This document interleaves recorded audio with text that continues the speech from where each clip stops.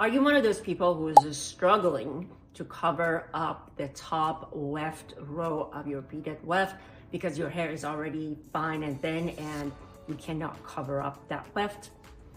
I have a couple of suggestions that hopefully can help direct you in the right path. For all of you guys who know me, thank you and welcome back to the channel. For the newbies, my name is Zoya. I own a salon in Dallas, Texas, which is a specialty hair extension and hair loss salon. To this place, we help our guests have more beautiful and good hair days than the days that they struggle with that, so they can look and feel as beautiful as they are. This is what we do all day, every day, and most of our guests who come in, they have very fine and thin hair. Sometimes when the hair is too fine or too thin, we're not able to really cover up that top weft. At that point, I have two solutions for this problem. Number one is on the stylus end. You can do a beaded weft on a bottom row and use keratin fusion extension on your top row. This way you don't have to worry about hiding it nearly as much.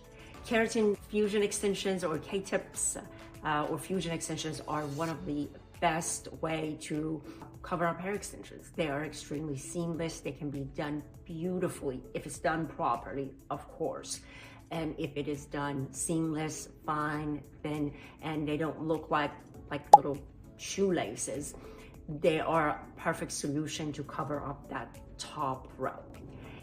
Number two is getting in a very small, very fine, just a hairline topper to be able to cover up that top and camouflaging the back of the head and covering up that cowlick to where the hair splits.